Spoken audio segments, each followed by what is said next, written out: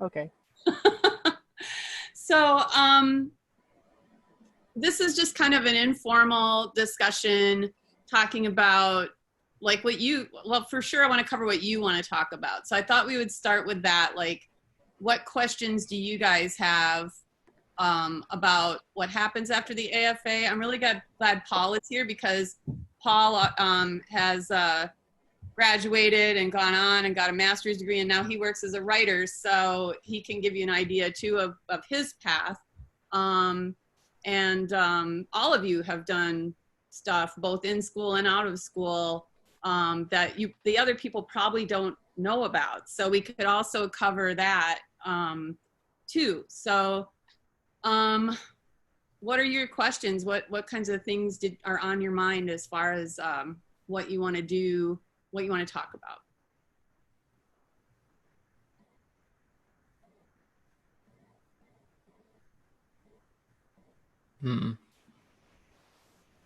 All right. This is maybe a dumb question, but I think it's an obvious question. What is the best way to get published in fiction? Alicia? Well, my main genre is fiction. I've recently been branching out into some creative nonfiction, but haven't been sending anything out. So the tried and true first steps for fiction are usually people sending out short pieces to, and I'll say periodicals in air quotes, whether it's an online periodical, like an online zine or an e-zine, or a print literary journal or publication. That's usually how people break in. And even if you're thinking of big name publications, things like the New Yorker, 90% of their work they get through agents. So it's not that nobody who's new ever breaks in, but increasingly things like the Atlantic or the New Yorker have become more dominated by people with agents. Whereas these other ones, you can just send it in. And at Normandale, we've got, if other people are interested, or maybe Paul or other people can weigh in, there's some directories where you can look up places that are actively soliciting for work or where to send them. And then I can tell you some periodicals where they advertise and put postings for soliciting work and how you submit it. Well, the other thing that I always show students, I'm just going to share the screen quick because I've talked about this in our little workshops we've been having too, is this site called duotrope.com. It's I think it's $4 or $5 a month. I guess it's $50 a year. I save money by doing it that way because then I get 2 months free, I think. But I use it a lot. And Jerry, I think you were talking about this the other day. I haven't been submitting a lot these last couple of years as I've been getting my poetry manuscript up and running. But if I go to my you can keep track of your submissions here. Actually, I'll just go to search because that's something more that you would want to look for. So you can search for publishers, agents, that kind of thing. This is just a huge listing of magazines. So if I want to look in fiction, for example, and I think you write kind of would you call it fantasy or speculative, Geoff? I'd call it speculative, I think. So I guess they don't have that as a category. Fantasy. Let's go with fantasy, yeah. And we'll just, I don't know, we'll just leave any style. Wow, all topics, any length. But see here you can go okay, I've got a short story that fits in that range. And you can fill in all these different ones if you want, but then if you hit search, there's 179 magazines that are currently looking for submissions in that general area. And so if you just start clicking on one, they have a little description here. And then what I like is they actually keep data on submissions from people who use the submission tracker here in this site. So they can kind of give you an idea. This magazine's really nice. It gets back to most people. Some magazines are they ghost you if they don't want you, which I hate. And their acceptance rate's pretty high, 21%. So anything above 10% is considered pretty good. Wouldn't you agree, Alicia? Yeah. I was just quickly looking at some of my resources too. I know on a submission manager, I had Duotrope. I'm just looking to see if I had another one. I'm not finding it off the top of my head, but I can keep looking. But yeah, these sort of resource managers. Yeah. And I know for sure that the directory called Novel and Short Story Writers Market, which is published every year, libraries have it. I know for sure that they have categories, and it might be broad like speculative. Sometimes they'll get really fine-tuned on like horror fantasy, but not romantic fantasy. And so sometimes those can help you drill down. And on Duotrope too, they have contests sometimes with really like narrow themes, like feminist horror fantasy, or like something like really, what would that be? And this is a free site. My friend Denise actually runs this. She's a community college professor in Michigan. Her and her husband Casey do this, and it's a huge just listing. This is more, it's not as searchable, I would say, but they have things siloed into categories, which is nice. And I think they even have like a section for undergrad magazines. So if you're still in undergrad, those are kind of great ones to look at. So these are two great resources to look for publishing that short fiction. But Alicia, you had a real traditional trajectory in that regard, right? I mean, well, you have to remember I'm old, so there was this thing called the internet that sort of was taken off when I was getting my master's. But I would say one other internet source for that is there's a print magazine called Poets and Writers, which we subscribe to at Normandale. It comes out 6 times a year, I think, every other month. Mm-hmm. But they also have an online presence, which is just www.pw.org.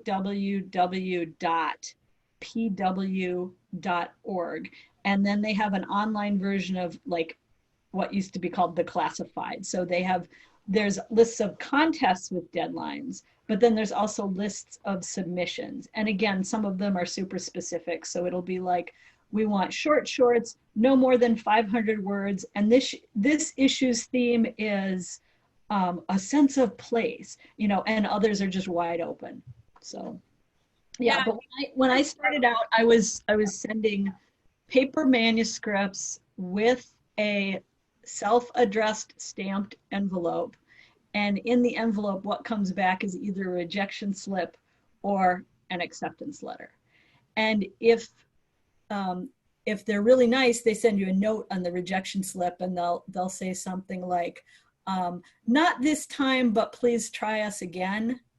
And they don't have to write that. So anytime you get one of those, and sometimes people will do that by email, but less and less. So. Well, I remember when I was going to Florida State, there was a bar that would give you a free drink for every rejection letter you got. Sometimes I photocopy some rejection slips and show them to my students. And my favorite one was for a very short, very languagey, imagistic story. Not a lot of plot happening. I got a rejection slip where they bothered to write on a snarky note, which they almost never do, but they were like, we like the language, but a bit too heavy-handed on the metaphor, something like that. And then when it got accepted, the place that accepted said something like, just the kind of dense, enigmatic prose we're looking for. So, I mean, taste is so much a part of it. Right. So the traditional route for fiction writers, Geoff, has been that they publish a few short stories in some magazines and gain a following, and then start submitting manuscripts to publishers. And Alicia, you won a contest, didn't you, with your, isn't that no Carnegie Mellon? But you got a prize of some kind, didn't you? You had a nice picture on your book.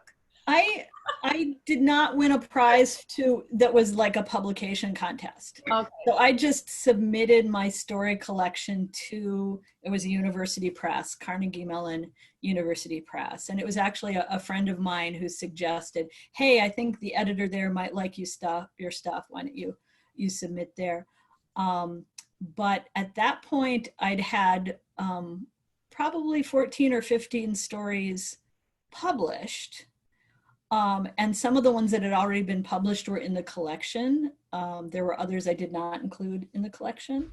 But some people really want to have the collection, if it's short stories, really want to have it be a tight package, and they don't want to have pieces out there piecemeal. And it's just kind of the vision of the writer. Novels are a different thing. Novel, you bust your hump perfecting your manuscript. If you're lucky, maybe you find an agent. And when it's as perfect as you can get it, you either send the whole manuscript or you send a couple of chapters. And generally, they want to see done, finished work. They don't want to see a work in progress. And that would go directly either to an agent, or if you're trying to find an agent, you send a query letter, and then sometimes the agent will say, send me a chapter. Or if you're sending it like to small publishers like I would be, you send a cover letter, and depending what their guidelines are, you send a manuscript or you send a chapter. And I think too, it's really important to take a look at the books you read that seem stylistically or especially content-wise similar to what you write, because those are the presses that are likely to publish you. You know, like a publisher that doesn't publish much in speculative or fantasy is probably not as likely to publish you as one that specializes in that, for example. You know, so yeah. But there are lists of contests like that too, first book publication contests in Poets and Writers and lots of other places too. So I would say that the marketplace is much, much, much more welcoming of various kinds of speculative fiction than it was 20 years ago. For sure. It's gotten a lot more cred. It's gotten more mainstream. Right. Gotten more mainstream. There's stuff that was sci-fi or fantasy or blending of various speculative genres that 20 years ago, you would have to find a specialty like sci-fi publishing house. But there's more stuff with, I'm thinking of Benjamin Percy and his werewolf type stories, the whole, you know, Twilight sparkly vampire thing like 15 years ago. And those were, you know, those were mainstream, being sold at Barnes and Noble. Yeah. So well, and also don't forget that Augsburg has the Howling Bird Press, and they do have the contest every year through the MFA program where they take submissions for novels or compilations or whatever, and then you win, or whatever you want to say, you're published through Howling Bird Press. And yeah. So any other questions or comments about fiction? Okay. So I think Paul has a great story. You want to just tell your story, Paul, about your experience, like how you started at Normandale and then what happened after that? Is everyone still a current student at Normandale in here, or have people already graduated? All are graduates. They all have, let's see, do y'all have bachelor's degrees? You do, don't you? Yeah. Yep. Okay. Yeah, so I graduated from Normandale in 2014, and I transferred to Hamlin so I could do my bachelor's degree. When I was finishing up there, I decided to pursue a master's degree, so I went to a low residency program. But while doing that, of course, I needed to work and make money, and I was really committed to trying to find a job where I could write or edit or do both. So I applied a lot of places, and I actually wound up with NBC Sports Group as an assistant editor. And then, unfortunately, because of the pandemic, now I'm doing a lot more writing than editing, but that's good. I mean, I'm still happy to be doing all that, but I have to wear different hats. I'd say that's probably the biggest challenge that I face in my career. So creative energy is one thing. My specialty would be writing fiction primarily, but obviously if I have to work as a journalist, I have to think about things very differently. You know, it's difficult to sit there and write on a chapter of a novel or a short story and then transition to, okay, I've got to call like the general manager of a hockey team or something now and do an interview and then switch back and forth. So I guess if anyone has any questions about, you know, like finding that balance between trying to work as a writer or editor and trying to work on something creatively, I might be able to offer you some ideas, that sort of thing. That's probably where I'm most useful here. Well, I don't know. I think some people are thinking about getting an MFA. How did you choose the program that you entered? Sure. So I wasn't sure if I wanted to go for screenwriting or fiction. So I applied to 7 fiction programs and 4 screenwriting programs. I got accepted to about a third of them. And then it came down to whether or not I wanted to do low residency or full residency. I'd say something that's very important to consider if you want an MFA is you have to be able to picture yourself living in that city or town. It's not just about the school. I would also say it's very important not to pick a school based on one faculty member, because what will happen is if you go there, you'll find out, oh, they're going on sabbatical because they're going to go shoot a movie or something for a year, and then you don't get to work with them. So, I mean, really balance out what you want and then what you need also. And then I would also recommend go someplace where you get full funding if you can, or at least partial funding. The idea is you want to pay as little out of pocket as possible. So you did low residency, right? Mm-hmm. Yep. And how many years did you take to do it, 2 or 3? It took me 2 years to finish mine. That's a good point too. When I was doing my research, most programs I see now for full residency are meant to be done in 3 years. That doesn't mean you can't do it faster or do it slower. But then most low residency models are meant to be done in 2 years from my research. And I graduated in 2018, so that's probably still relatively current data. Mm-hmm. So Paul, when you were looking for some sort of writing editing jobs, yeah. What extracurricular or nonfiction writing, how did you pitch yourself to try to get a foot in the door for those kind of jobs? When I transferred to Hamlin, it was important for me to take a lot of different types of writing classes to diversify my skill set. So while I stayed on a fiction track, I did fiction 1, fiction 2, advanced fiction, all those different kinds of workshops. I also made sure I worked on the school newspaper, and I took marketing classes. So I learned how to write white papers and journalism related classes. So I think it's really important, even if your passion is one thing, it really helps if you have the ability to write in 2 or 3 different genres or professionally in different ways. For example, I mentioned I'm at NBC Sports Group. My office that I work at is called Sports Engine. They're a software developer. So we have a content department inside of that. I have to work with a variety of clients that need very different needs. So for example, one client we work with will be the Colorado Avalanche NHL team. So what I do with them is I'll write and edit content that's related to hockey. But at the same time, if I need to work on something for like sportsengine.com, that might be more towards like a software crowd. So I've got to be able to write very different kinds of stories that appeal to different markets and also readers. And you also you were very interested in sports from the first time I met you. I know that, right? Yeah, it helps to be passionate. I mean, that way it doesn't feel like work if you're doing what you like. And I never feel like I'm working. But you are. Yeah, I can pay bills. I mean, that's the goal, right? So write and pay your bills simultaneously if you can. Yeah. So anybody else have questions that you want me to answer? Otherwise, I have all sorts of things I can ramble about. Yeah, I guess like this is kind of a question for both Paul and everybody, but like, when you talk about like writing as a living and as a way to make money, there kind of seems to be 2 different main ways it's done, whereas like there's kind of the gig economy and the kind of like the freelance type work, and then there's actual like salaried paid positions, kind of more longer term stuff.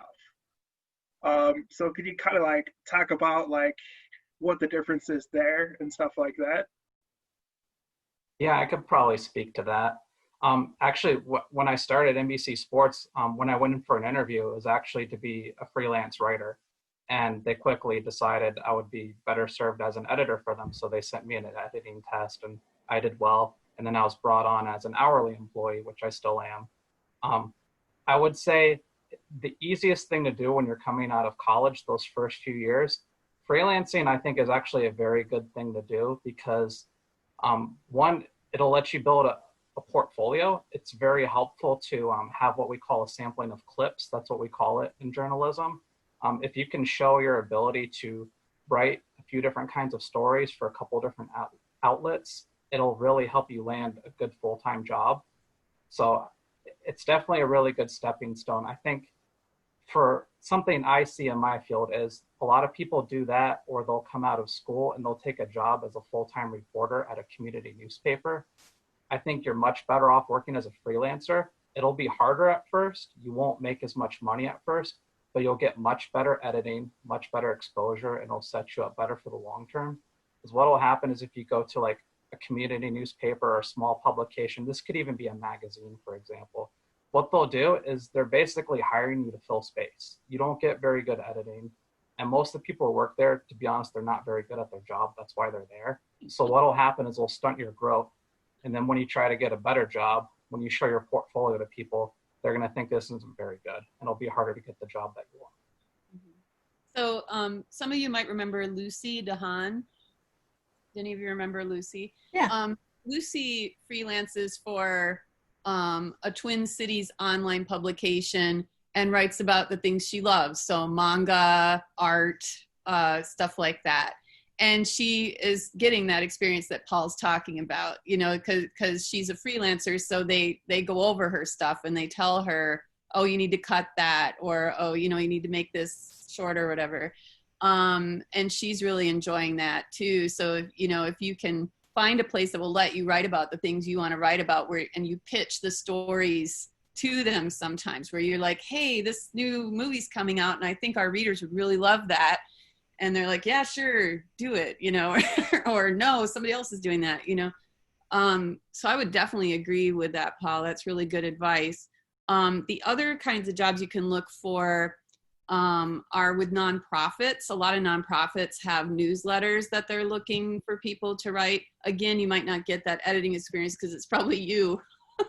You're doing it.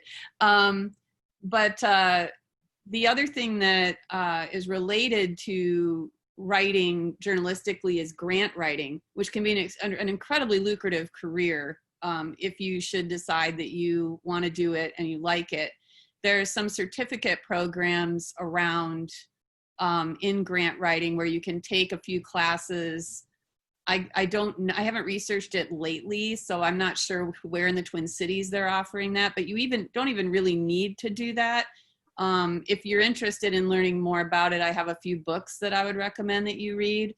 And the way you break into that usually is by offering to write a grant for a small nonprofit for either free or a very low cost. And again, you get your portfolio together. So say you win that little grant for that little organization, then when you are looking through the listings for people looking for a grant writer for something else, you can say, hey, I just wrote this grant for, you know, this little nonprofit. I bet I could do that for you too. And you kind of just keep building that up.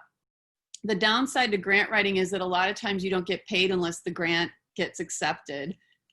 So you can do a lot of work and have the grant not happen and then you don't get paid.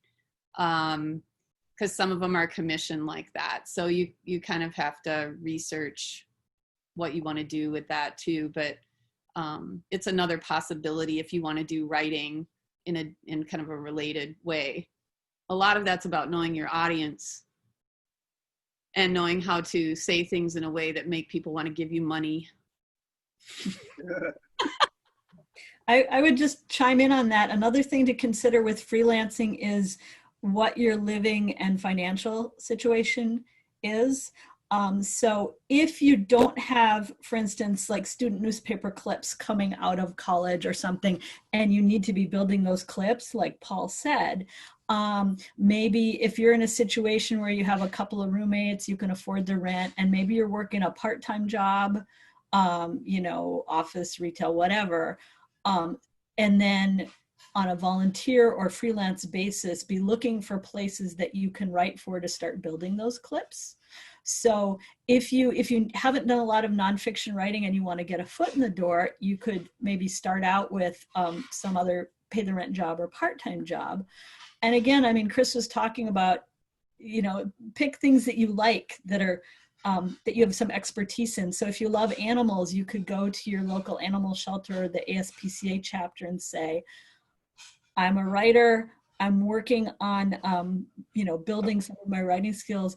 Would there be an opportunity for me to do some writing for you guys?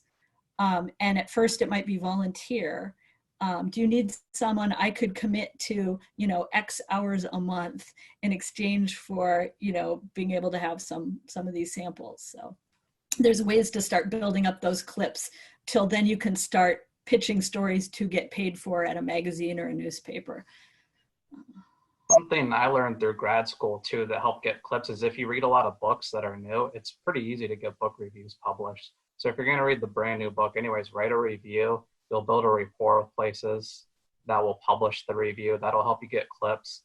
Some of them will pay you, some of them won't. But if you read the book anyways, it doesn't take long to write the review. Plus you're doing a service to the author who wrote it. So it's a good way to engage with the literary community while gaining experience. That is a great point, Paul. I'm on the board of Rain Taxi Review of Books, and Alicia's a very strong supporter of them and also has published reviews in that magazine. I'm actually helping them revamp this section of their website on resources to help people learn how to write better reviews, but it is there and it's not bad right now. You can go check it out. It is, I would say, of all the things I've ever written, my reviews I've placed close to 100% of the reviews that I've ever written because there just aren't that many people who write them. And if you start out writing ones where you don't get paid, eventually you can get paid. So I wrote a lot of free ones for like literary magazines. And then one day I asked Lori Hertzl at the Star Tribune if I could write a review. She's very picky, by the way, about who she lets write reviews because she doesn't like Minnesotans to review Minnesotans. She's like, do you know them? Do you know who they are? I'm like, yeah, So I reviewed a book written by a guy in Oregon who I had met once. That was still like, she was still not sure about that. I'm like, seriously, I'm not biased. And then I think I wrote another review of a poetry anthology that was edited by the editor of Poetry Magazine in Chicago. So I learned what she would and wouldn't take from me, and I throw stuff at her every once in a while and see if she'll take it. And then I get a couple $100. I mean, it's good money for a review in the Star Tribune. Although who knows if that's going to continue,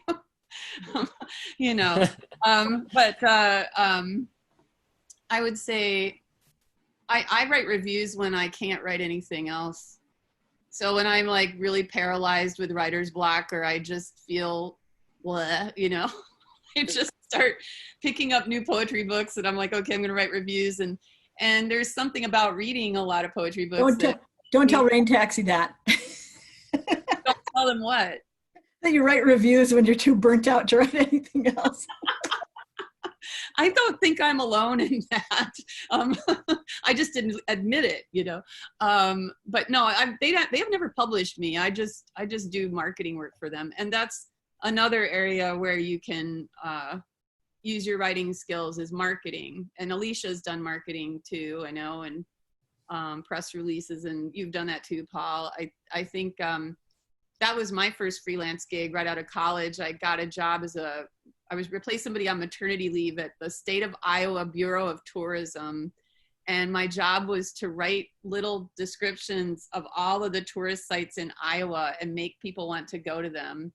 And my joke was that if you can do that, you can do anything. Come to Iowa. Why?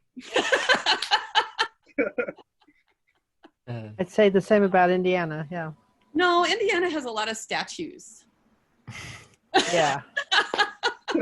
They have the 500 race. That's okay. Anyway, I have to mention, since Indiana came up, both of those stories remind me of Michael Martone's book. There's a series of tourism guides called The Blue Guides, and he wrote a book called The Blue Guide to Indiana, which is a fake travel guide. And he actually, the official Blue Guide made him put stickers on all his books saying, this is not the official Blue Guide. So he has tourism destinations like the Great Indiana Mayonnaise Pipeline. Oh, that's a good one, yeah. And humor sells too. Good point, Alicia. Yeah. Yeah, that would be good. I mean, Kurt Vonnegut is from here, so that's, one Yeah. draw, I suppose. Well, yeah, the literary tour of any state is always interesting too. So, yeah, the thing is though, I've also, I've heard such huge differences in advice over my career. And I remember several of my professors in graduate school telling me not to write as my real job because I would sap all of my energy for writing away from writing.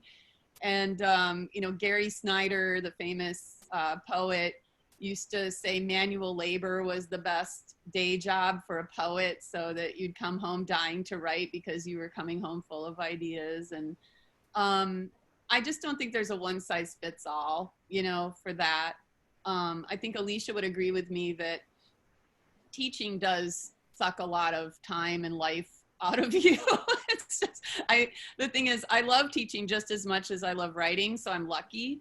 The people who don't aren't as happy, I don't think. And so, it's something to consider if you're thinking about teaching is, do you really have a passion for it as much as you have a passion for writing? And if you don't, then leave more time for writing and less time for teaching. That would be my advice. Kris, yeah. In my novel, Gary Snyder appears in a jazz club with Jack Kerouac. Ooh. Does he recite a poem? Are you going to have to get permission? No, they get in an argument about Buddhism. Well, I hope Gary won. I don't know. But the other thing I was going to ask you guys about is, so I know that Gabe and Geoff have both talked about the possibility of going on for an MFA sometime in the next couple of years. COVID has kind of made us all kind of take a step back and reassess, when things settle down a little bit.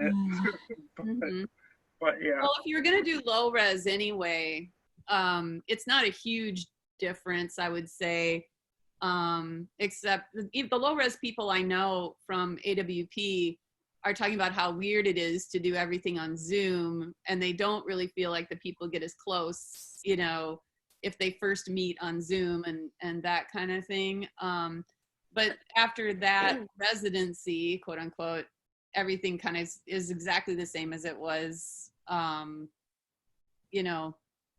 during the semester.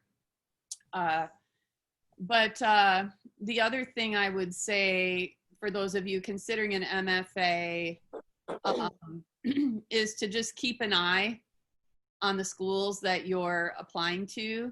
And it's boring stuff that you're going to have to look up, but are they getting funded? Are they going to be surviving for the next few years? Is their state in a, death spiral financially, or are they doing okay? Are they an endowed institution that is fully funding their MFA students? Those are getting to be fewer and far between.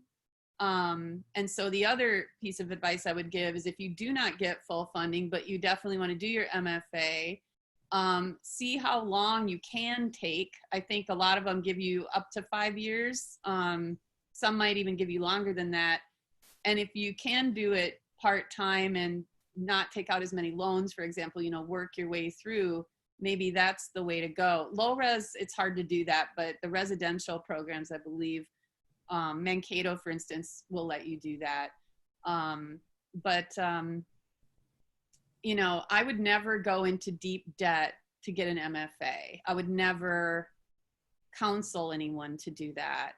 When I subbed at Hamlin, I met a woman who already had over $100,000 in student debt. And I was like, wow, that was from undergrad and her time at Hamlin. And I asked her, so how do you think you're going to pay that back? I said, I'm not trying to be rude or anything, but what are you going to do? And she just kind of cavalierly said she would go bankrupt. But the thing is, those loans aren't forgiven in bankruptcy. No. That's something you should know too. Yeah. So that's loans you can't write off in a bankruptcy. No.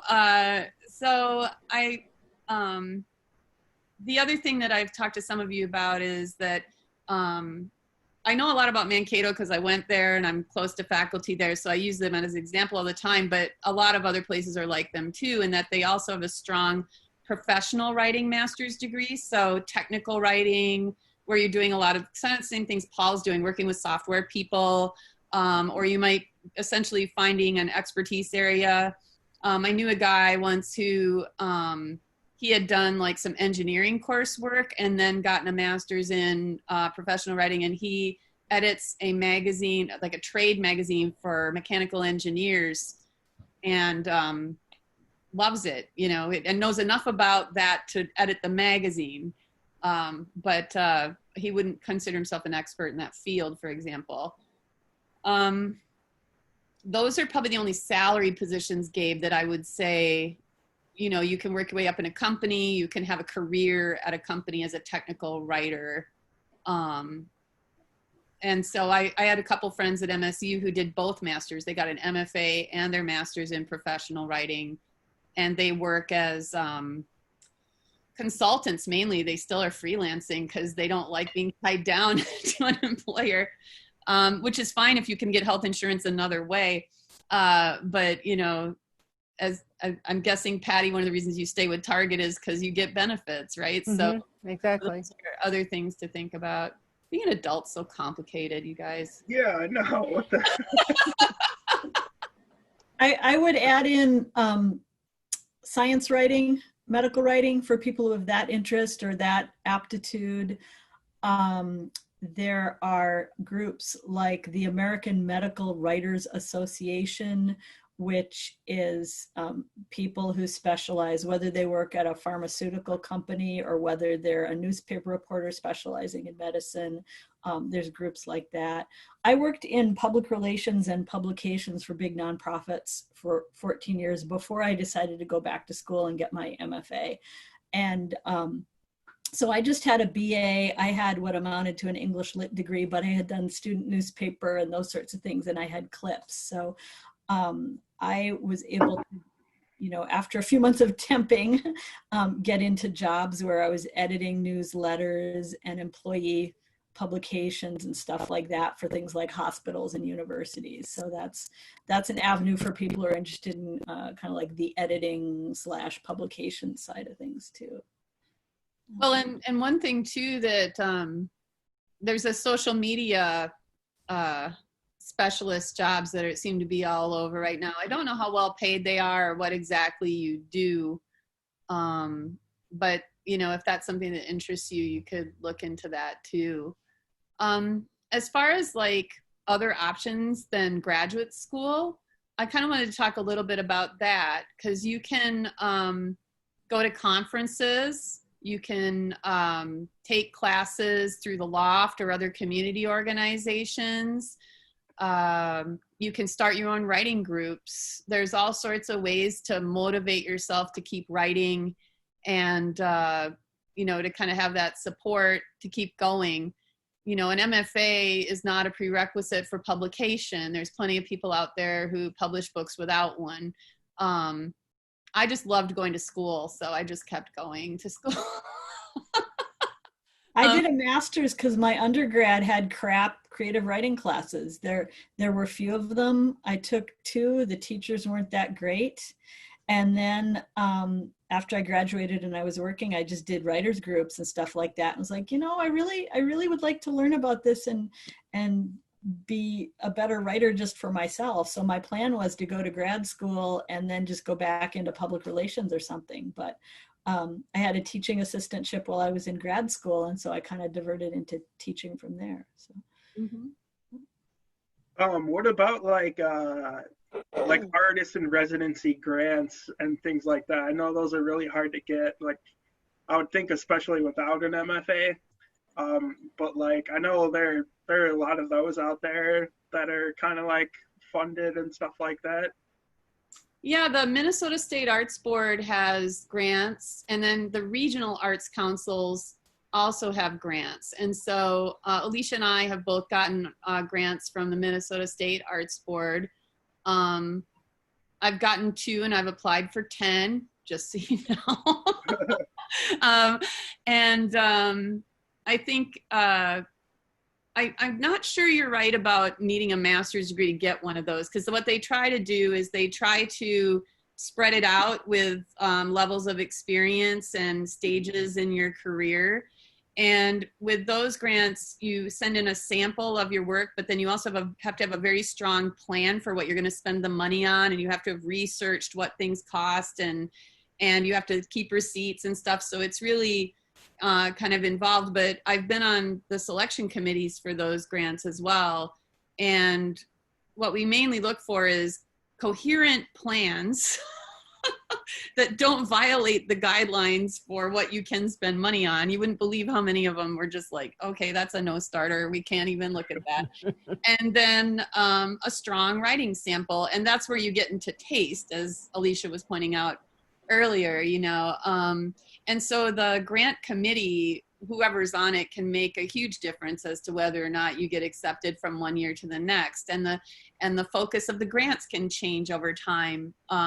You know, some years they really want to focus on helping writers market themselves. In other years, they want to focus on community building.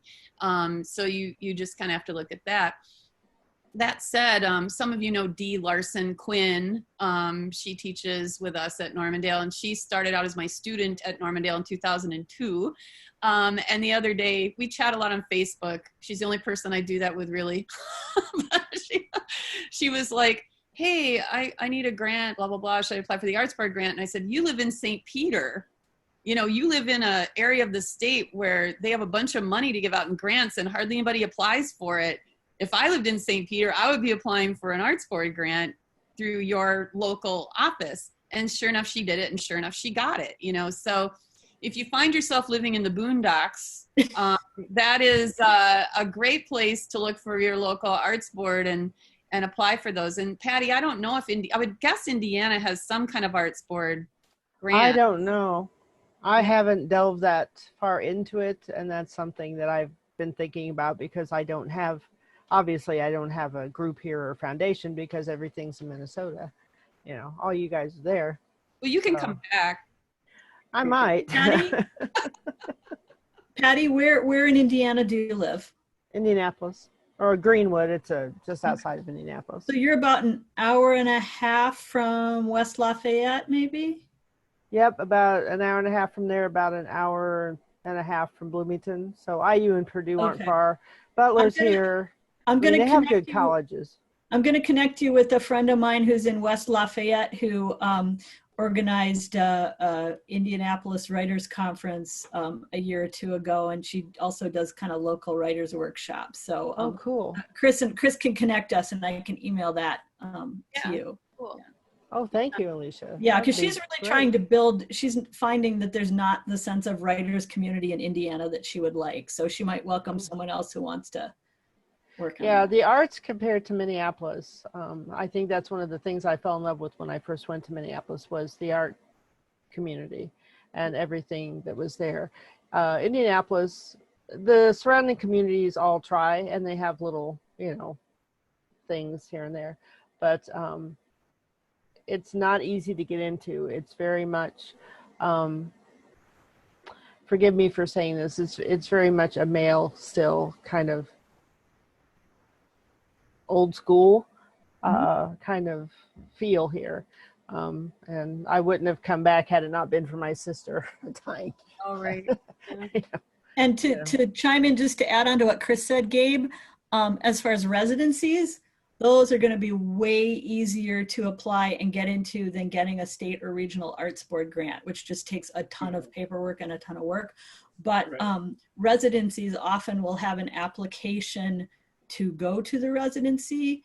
But if you fill out, application A versus application B, you can get entered into a pool for like a scholarship for the cost of the residency, that sort of thing. So those are a little easier. And again, those are things you can find in Poets and Writers and some of the online literary sites. And there's online, there's a thing called Shaw, SHAW, Shaw Guides, that has all kinds of conferences and residencies for various arts, not just writing. But so there's resources like that too for residencies. Maybe if that's a great, now that we have so many alumni, I could run a little seminar on how to apply for an arts board grant. Once I find out I don't know when the deadlines are. I haven't been keeping up on that because I've just been looking at sabbatical. I want to say they were maybe April for the final one this spring. Okay, so maybe this fall would be a good time to run something like that. So, we can get, because it's hard for students to apply for them because you can't spend any of the money on school. And if they think you're going to, then they just don't fund you, which is totally not fair. But that's kind of the way it goes. But now that you guys are out of school, why not? Why not apply for one?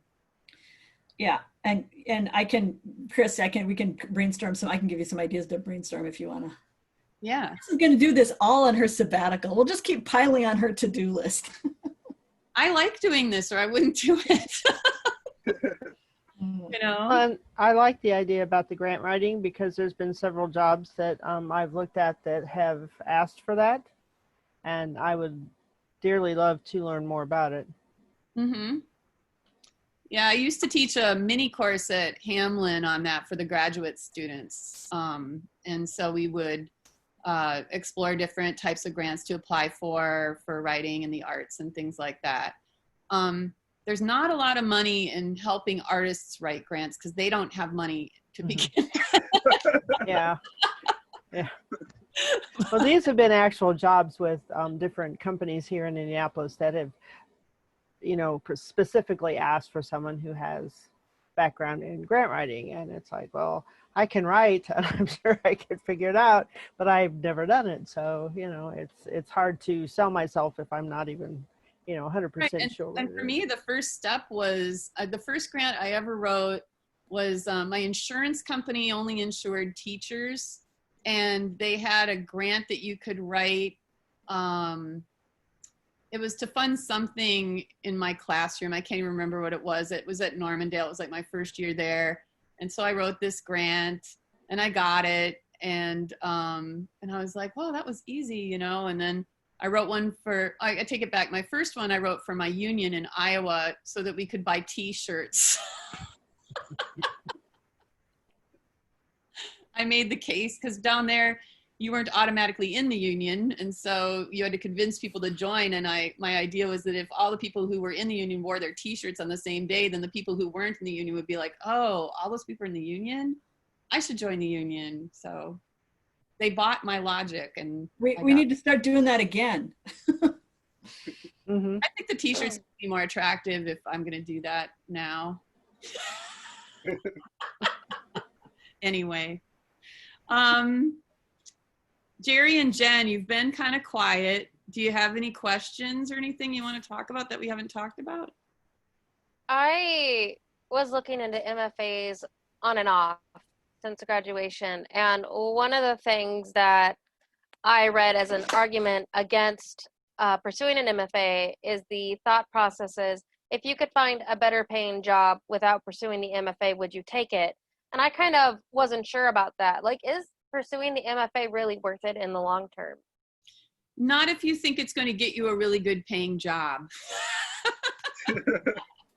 I would say if you get an MFA, you should get an MFA because you are committed to becoming a better writer. And you've, as Paul had said, you've researched a program to the point where you're fairly certain that you could do that in the program and in the format that you've chosen. I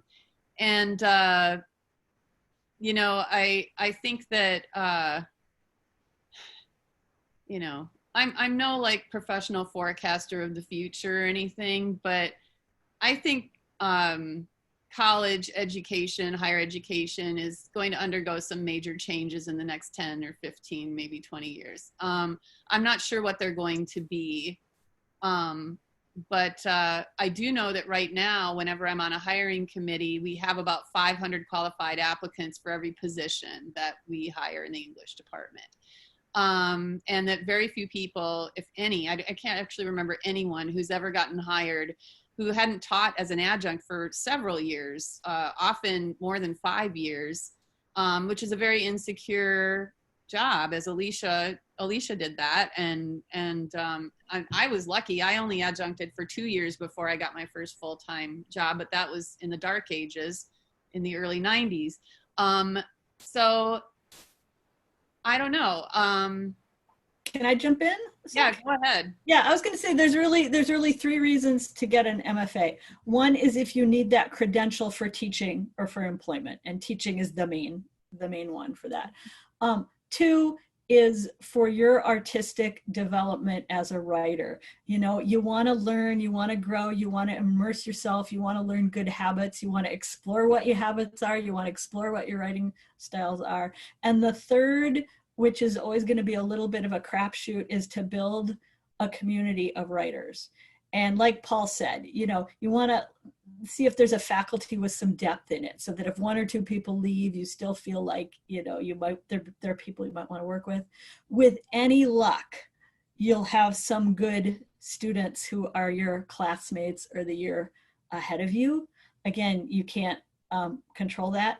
And those people become your readers and your network and your models of either, oh, I'm a different writer from what he does, and he does his thing and I do my thing, or wow, we both can really be good critics of each other. So for me, those are the 3 reasons to get an MFA. And I would totally back up Paul and Kris saying, you know, you want to do it without mortgaging your entire future on it. Mm-hmm. Yeah, and the other thing to keep in mind is that you can get that professional development in your writing, number 2 that Alicia said, artistic development. You can do that without getting an MFA.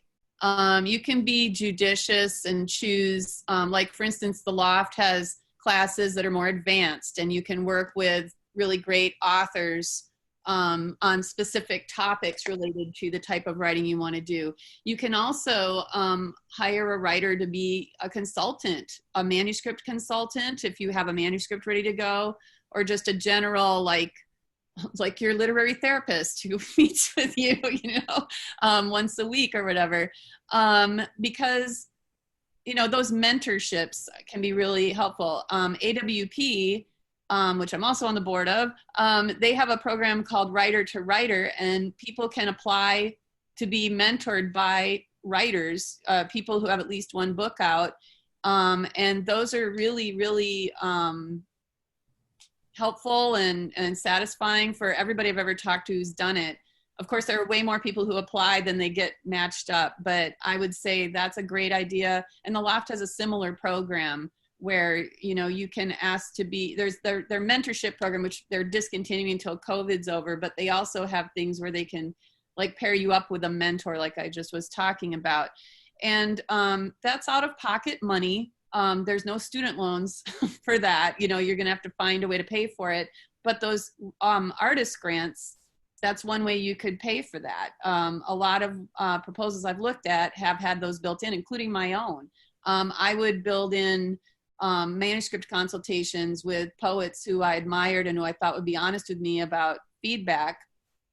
And then I would pay them with my Arts Board grant money.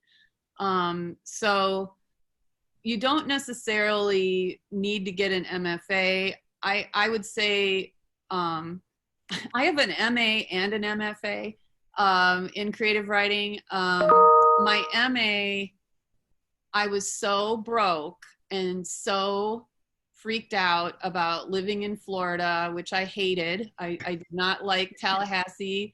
I did not like being called darling every day. I was not, you know, my feminist sensibilities were offended on a regular basis.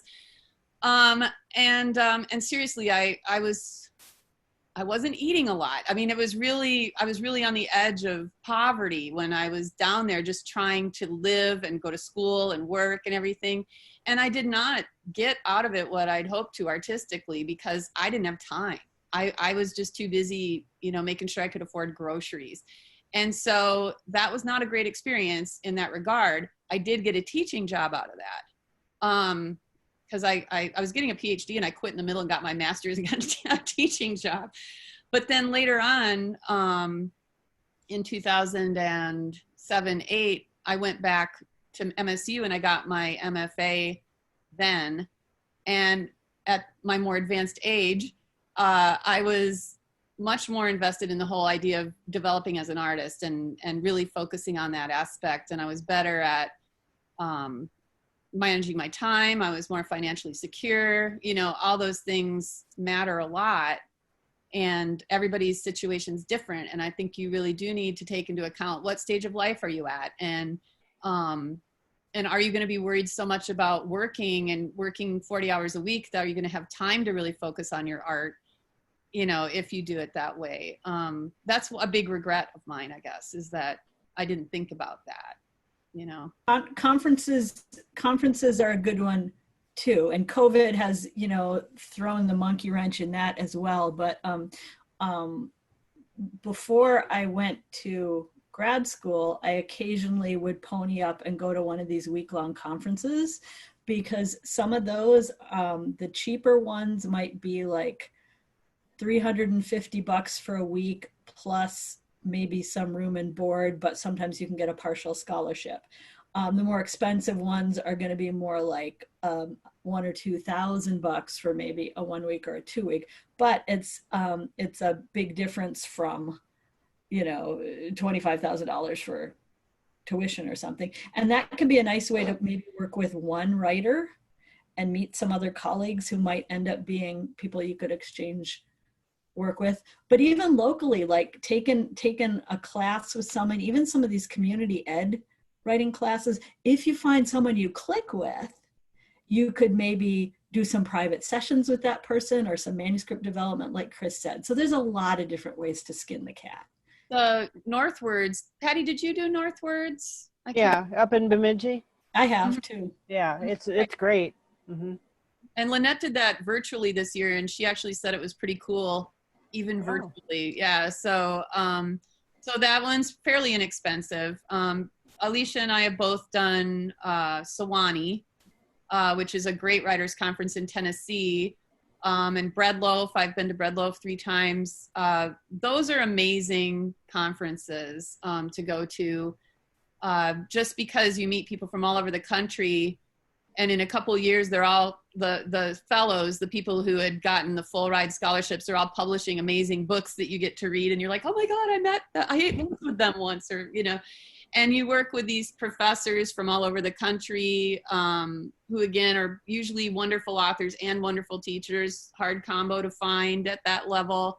And so I would say that whenever I needed a shot in the arm, Alicia, that's what I did. I went to one of these conferences, and again, most of the time they were funded by grants. The Minnesota State Arts Board grants, the Republicans made it so you can't spend the money outside of Minnesota now, which threw a wrench in that plan for me. But that you could still go northwards with that money, for instance, and do some other. Bear River in Michigan is another one that's not too expensive. I forget where it is in northern Michigan. Tom's done that. He loves that one. And What was the name of it again? Bear River. Bear River. And Matt's gone to Squaw Valley, and he really loves that conference. That conference is focused on generating new work versus workshopping, and he thought that was a really cool experience. Yeah, there's all sorts of great conferences out there.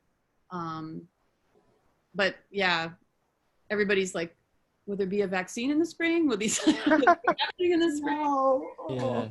So Everybody has to wear a mask. yeah. But while I'm here, you know, with you, I will also encourage you to virtually attend the Rain Taxi Review of Books, you know, our annual book fair. Twin Cities Book Festival. Yeah, that. My brain is just fried. I was outside planning hostas, and then I realized it was 3:30. I'm like, oh my God, I have to get inside. So we're doing that virtually. And then AWP is also going to be offered in the spring in an alternative format. And that's all I can say right now. But, you know, it's weird because I did some of the wordplay. The Lofts conference went online, and they had to do it like in a month. I was so impressed that they did that. But the cool thing is that like I would once in a while be on Facebook, and if they'd be broadcasting, be like, oh yeah. So I'd like drop into something, and it'd be like, wow, that was a lot better than, watching reruns on TV this afternoon. I got to see, this famous journalist talk about his book. But then I also realized I could go back and watch things I'd missed, so that's kind of cool as well. I'm not saying that I hope it's this way forever. I'm definitely not saying that, but I am saying that there were unexpected advantages to this online format that I didn't expect to like so much, I guess. Maybe you don't like them as much as I do, but. I never would have done a Zoom meeting. Oh, sorry. No, that's fine. I was just going to say, I went to the in-person one last year, and they had these outdoor tents. They had like 3 different tents. And I was in one of the smaller ones with some, Native American writers that I was interested in hearing about. And Stephen King and Ben Percy were on the big stage across from us. And the loudspeakers were so loud that we could hardly hear the people in our own tent. So virtual might have some benefits. I remember we had our first department meeting like this. And I think Matt said, we should have all our meetings like this because then I can see everybody's faces. Yeah. What a dumb idea. Yeah, no, I like it. I'll just sit in my office and eat my lunch and just. Oh, you guys. Jerry muted himself, so he must have something noisy going on. Are you okay, Jerry? Yeah, I'm fine. I have little kids in the house, so they scream occasionally. Yes. So did you have any questions, Jerry? No, I don't, but I sure like this. I have one suggestion. There's a lot of small town newspapers in Minnesota, and they're all looking for people. So if you want to live in a rural area and be paid really crappy, you can find a job. But you can grow all your own food. Yes. But they're always looking. They're looking for content too, a lot of them. The little weekly newspapers in all the small towns. Yeah, my hometown newspaper just folded. It's just sad. Yeah. So yeah. Well, that's happening a lot too. I did a lot of writing for small town newspapers. I had a regular column. I had a political column at one time, and so I did a lot of writing for those guys. I did a lot of grant writing too when I was working for the government as a city manager and a nonprofit director. So I've done this kind of backwards. One of my former students, whose name was also Jerry, retired and then moved up to Nimrod, Minnesota. I didn't even know there was such a place. I just think, and he lived out his dream of owning Highland cattle and like, so he's this little ranch there by the river, and he's just the most friendly guy. So, he'd hang out at the cafe and he met all the locals and stuff. And so he started writing. He wanted to meet everybody. So he would meet them and he'd take notes, and then he'd write a little profile of the person, and then the newspaper would run it every week. It would be like, meet the locals, and then he would write this little thing. And so he decided he was going to collect them, and he actually published a book of these of profiles. But then the newspaper editor started asking him to write all the obituaries. Oh no. So that's his job now. He writes all the obituaries because he's interviewed everybody already. So he's got all the material. Right. So you just never know where things are going to lead. So yeah. Well, I'm anxious to see what AWP has coming out. If it's a virtual thing, that'd be kind of fun. We're actually running a bunch of really cool events that are all free, and they're discussions about all sorts of different writerly topics. I should start posting them to the AFA page because I think some of you would really enjoy that. Cool. They even have like book clubs, so national book clubs where you all read the same book and discuss it, with all these different professors and stuff. So that'd be very cool. Yeah, it is. I've been remiss in not telling you about all this stuff. So, and Geoff, I can't add you to the Facebook page because we aren't friends on Facebook. Oh. And if you don't want to be my friend, that's cool. You can just search up the AFA group and join it that way. Because because, you know, I just post stuff about plants, and I pretty much avoid politics these days and stuff. It's boring to be my friend, I would say. But I can get into the AFA page. I think you can search it up. So you just search up Normandale AFA and creative writing, and then if you ask to join, then I can approve you to join. So I think all the rest of you are members of the page. So we can start putting stuff about plants on the AFA page too. I mean, it's well, Jane posts some funny cartoons, I would say. I found it. All right, cool. Yeah.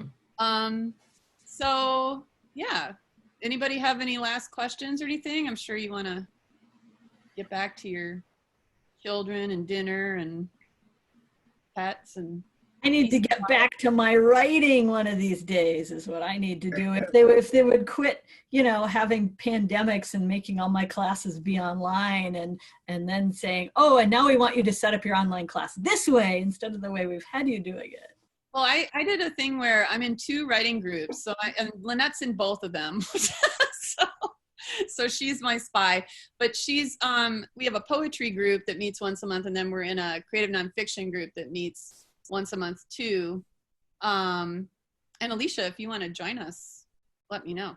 It's my former, with that group's interesting because it's my grad school advisor who's now retired, and me, and a classmate of mine from MSU, which is interesting. That was kind of what you were talking about, Alicia. You find people like that. But that gives me a little bit of pressure to do the writing, you know? So I'm like, oh, I can't go to group again with nothing this month, right? I have to write something. I have to get that down on the page. So forming writing groups can be really helpful with that accountability, or perceived accountability, maybe. I don't know. But yes, a lot of you have been coming to workshop that I've been running. So hopefully that's helpful in making you get something ready and share it with everybody. So I have a question. Yeah. The BA program, is that, are they going to allow old farts like me to audit that program? Those classes for the BA? Mm-hmm. I haven't even started designing it. But if you want to know what Southwest State's policies are, you could go to their website and see if they allow auditing. I think, doesn't every college in the state? They're required by law, but they have different, but each college has different way of doing it.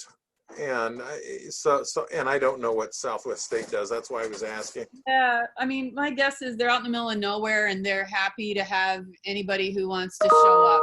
I wouldn't think it would be more complicated at all. Mm-hmm. You have to pay something, right? The only thing I pay for is parking. Oh, right. But it's just for those of you who don't know what we're talking about, in case you have older relatives, I think is the age 62, mm-hmm. I think. Yeah. So if you know anybody who's 62 or older, they can audit a class at any college, public for sure. I don't know about private, but public school in Minnesota. But the rule is, Jerry, that you can't, like if the class is full, you can't get in. But if it's an extra seat, you can take it. And we have to register on the day of the class. Right. So you registered the first day of class, but it's very inexpensive. I think you just pay a little bit for fees is all. So if you know of anybody, an older relative who would like to do that, let them know. So yeah, for sure. And Jerry's also pursuing the idea of Normandale allowing him to have an honorary AFA, which I think. I haven't heard from Joyce yet, so. How can they turn you down, Jerry? I don't know. Really, after you wrote the history of Normandale, she's going to turn you down? Yeah. I have a couple of preliminary announcements. Awesome. I'll make a post on the AFA page when I know more.